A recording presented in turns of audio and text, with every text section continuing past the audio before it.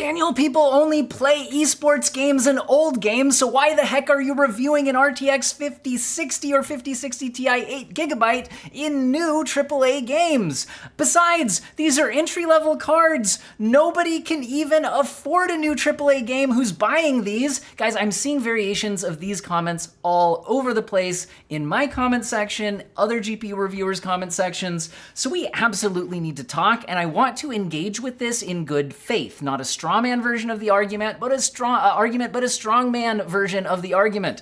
Because there is absolutely a reality of the situation, which is, yes, most people on PC spend most of their time playing online esports games that are easy to run and older games. That is absolutely true. But that is not the same thing as saying that people don't also play big new AAA releases when they launch that are hard to run. A lot of people want their computer to be able to do both. So it makes sense to test a new graphics card that's coming out in 2025 in games that came out in 2025 and see how it can do. That absolutely makes sense. Also, I absolutely cannot stand the argument that people who are buying $300 to $400 graphics cards aren't able to afford AAA games, even if they wanted to. First of all, we can ignore the whole high seas possibility and actually engage with the ability to pay for them. There's also various subscription services which can make them affordable as well. But let's engage with that argument here. Do you know how much a computer with an RTX 5060 costs? Because the other thing a lot of people don't seem to understand is that when you look at something like the Steam hardware survey, what people are doing, this doesn't necessarily represent the graphics card somebody buys and puts in their system. What this is a better representation of, which you may be able to see here by the fact that the number 2 graphics card on the list is a laptop GPU, is most people buy pre-built systems. Okay, most people buy pre-built systems. Do you know how much a pre-built system with an RTX 5060 or 5060 Ti 8GB costs? Because I'd argue somebody who can afford one can absolutely afford to buy a new AAA game in 2025. So the way most people buy a computer, this is absolutely dwarfing the people who buy a GPU separately, is they buy a full computer. This is the way most graphics cards are sold.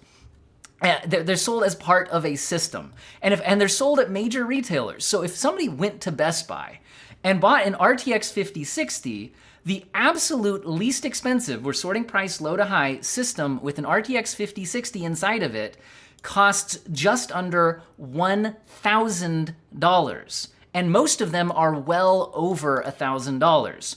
Look at this, just under $1,000, a little over $1,000. Over $1,100, $1,150. We're getting to almost $1,200. $1,200, almost $1,300. $1,300, $1,300, $1,400, $1,500, and yes, you are seeing this correctly, $1,600. So yes, people buying a computer with an RTX 5060 inside of it are generally spending between $1,000 and $1,600 on that computer.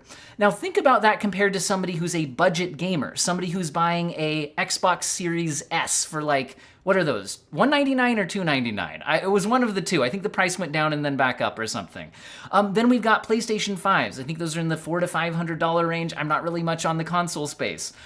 Even the PlayStation 5 Pro, which is a very niche, high-end gaming product, that's like, what, $600, $700? It's right around there.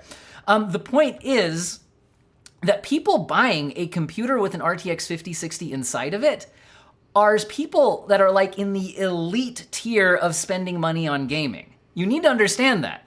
Now, I'm not at all saying that there aren't budget-conscious gamers who are upgrading an old system, buying an RTX 5060, and people who live in other regions where that's actually a huge amount of their yearly income. They might be saving up years for that RTX 5060. Again, I'm engaging with this argument in good faith. Those people are absolutely real. They absolutely exist. But what I'm saying is that the bulk of RTX 5060s are going to be sold in pre-built gaming systems that generally cost over $1,000. double a high-end gaming console like a PlayStation 5.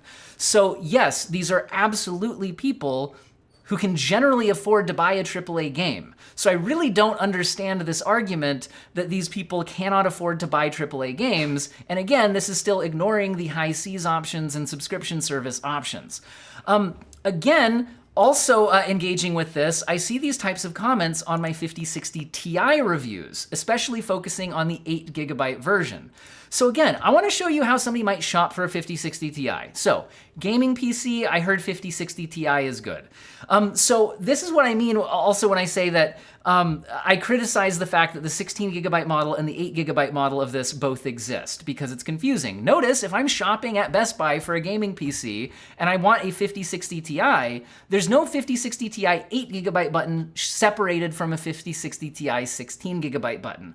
Yes, way over buried in the menus on the left, I'll be able to sort for VRAM capacity if I know to do that. But generally, if I just heard a 5060 Ti good, okay, I click that button. Now, sorting prices low to high, notice that 5060 Ti's start in computers at $1,200. And yes, that is the 8GB version of the card.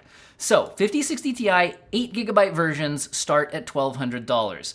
Now, to actually see how bad the 8GB versions get, how about we start by actually separating for that. So if you know to scroll way down here on the left-hand side of the screen, you actually can sort for the 8GB or 16GB option. And let's do the opposite of the good idea. Let's sort for 8GB and see how bad this gets. 8GB cards are being placed in $1,200 systems, $1,250, $1,300, $1,300, $1,350, $1,400, $1,550, $1,650, $1,800, and yes, you are seeing this correctly, $2,000. So 5060 Ti 8GB should not exist because they are being placed into gaming PCs between $1,200 and $2,000. And you might expect a system that costs between double to 4 times the cost of a PlayStation 5 to at least be able to enable the same graphic settings a PlayStation 5 can, which has 16GB of unified memory and can generally allocate about 12.5GB of it to VRAM-related tasks.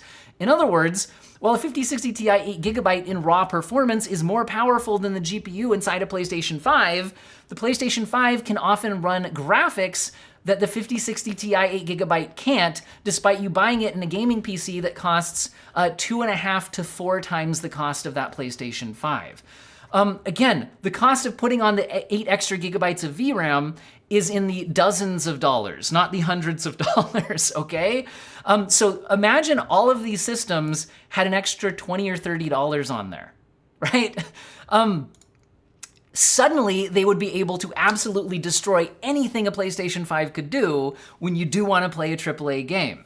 That's the argument here. And again, a lot of the people making these arguments seem to be, these comments seem to be saying that reviewers are somehow like mean to poor people because we're rich and don't understand what it's like. And that's not the point of what we're trying to say. The point is the card with more VRAM should be the one at the lower price. That's what these reviews are saying. We are trying to put pressure on the companies making these graphics cards to make graphics cards available that would actually review well at a good price. Again, the 5060 with 8GB of VRAM at $300, don't tell me you couldn't have either waited for the 3GB modules to come out to fit 12GB on that card, or clamshelled it to 16 and still maintained similar profit margins if maybe you bumped it up to $319 instead of $299. Like, these companies can absolutely do this. It's right to push back against them manufacturing cards that are being put in systems that cost $1,000 to $2,000 and yet are just fundamentally flawed at playing the latest games released in 2025. And again, let's engage with that argument again of the people are only playing the old games and esports games. And I'm sure some people that is absolutely true for. Those people probably have a graphics card that can already play those games, so you don't need to upgrade unless you're gonna be playing some of the newer stuff. That's another thing you need to take into account. But also, look at the Steam hardware survey. This is often used to try to say that this is what people are actually playing, so this is what GPU reviewers should review. So apparently, I should be testing out things like Bongo Cat, whatever the heck that is. I should be testing out Banana, whatever the heck that is. I'm sure that's going to tell you a lot about your graphics card and how good of a buy it is. Yeah, a lot of people are playing Counter-Strike 2, PUBG, Dota 2, etc. But let's check something out here. What if we sort by all-time peak? Notice that if we sort by all-time peak, you start to see that the number 2 game on the entire Steam all-time peak player count history is a big graphically demanding single-player Unreal Engine 5 game with Black Myth Wukong that supports path tracing and that kind of stuff. It's not ridiculous to test this. People absolutely play it. But notice if you go to the 24-hour peak, you gotta go way down the list to find this thing. So what's going on here? What's going on here is the way people play single-player AAA releases is not the same way that they play esports games. More time gets spent on esports games and those older forever titles. Because once you play your big AAA game you were interested in, you finish it, you're done. You may replay it again someday, you may not. But then it was maybe what, a 15, 20, 30, 40, maybe even 100-hour game if it's some big long RPG. But then you're done. You might play PUBG or Counter-Strike 2 for 1,000 hours or more. You might play this your whole life. So that's the thing. People engage with different types of games differently. That's that's realistic, right? So again, you can see other big games on here. Monster Hunter Wilds, this is not a single player game, but this is one of the games I'm testing in my benchmark suite because it is the biggest game released this year and it is incredibly demanding and hard to run. Games like Cyberpunk peaked at over 1 million players, and despite being 4.5, almost 5 years old now, right? It still, in the last 24 hours, had a peak player count of almost 46,000 players. It makes sense to be testing big AAA games. People still play these. Guys, Hogwarts Legacy peaked at almost 1 million players. So that's kind of the point, right? People absolutely are playing these big AAA games. They just go back to playing something else when they're done. And that's where more of their time ends up being invested. And yes, some people never play the AAA releases. You should understand that if that's part of your buying decision. But your buying decision is not the same thing as what the general graphics card review should be. I think reviewing a graphics card in the most purchased games of the year makes sense, which is what this list is. This is published by GameSpot, and it was published on May 21st, so it's a couple of weeks old now, but this is the best-selling games of 2025. The number 1 best-selling game of 2025 is Monster Hunter Wilds, which I'm testing. And yes, it's hard to run, but it makes sense to test the number 1 selling game of the year, doesn't it? What's the number 2 best-selling game of 2025? It is Assassin's Creed Shadows, which I'm also testing in my benchmark suite of 2025 games. This game is also incredibly demanding. This is hard to run. And again, number 2 best-selling game of the year as of May 21st.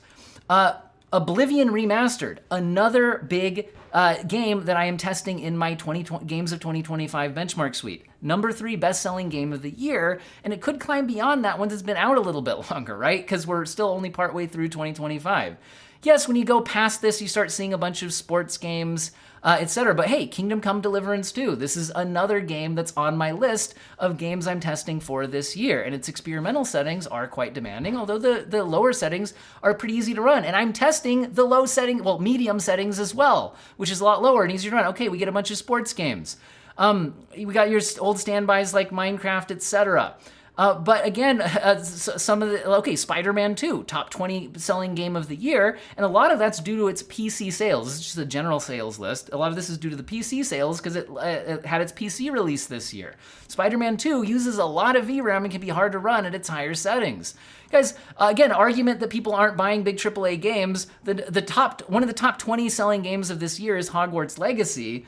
This game released in February of 2023. This is over 2 years old now.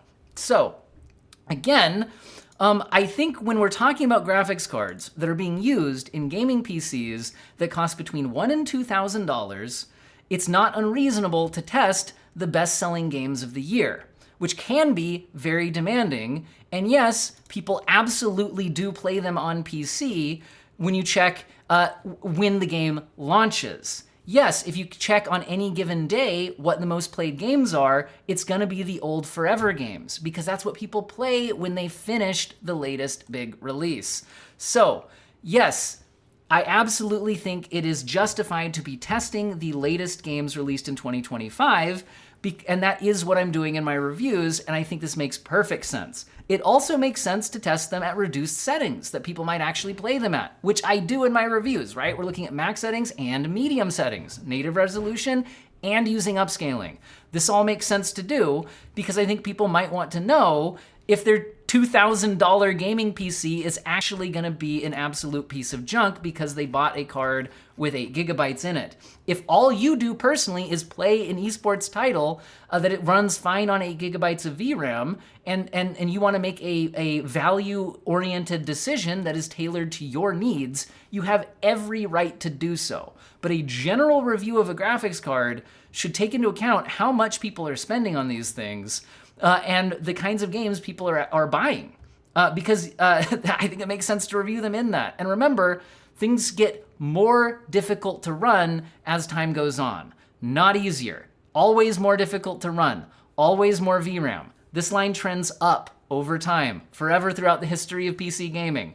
So, reviewing in how things are in games released in 2025 makes sense, because it's gonna be worse in 2026, worse in 2027, worse in 2028. We might be getting a new console generation, and that's usually when we see a huge jump in the graphics settings games are designed around and VRAM capacities they're designed around. So, again, I would love for AMD and NVIDIA to start putting more VRAM in the budget cards, because it doesn't cost a massive amount of money for them to do so. They could do that and still offer budget offerings, and they should. So that is what this is all about, because I don't want people who buy a $1,300 gaming PC to have it struggle to run the latest releases at reasonable settings that it's otherwise powerful enough to do so in. That's the point. Hopefully you guys found this rant useful and or interesting, and I hope all of you have an excellent day.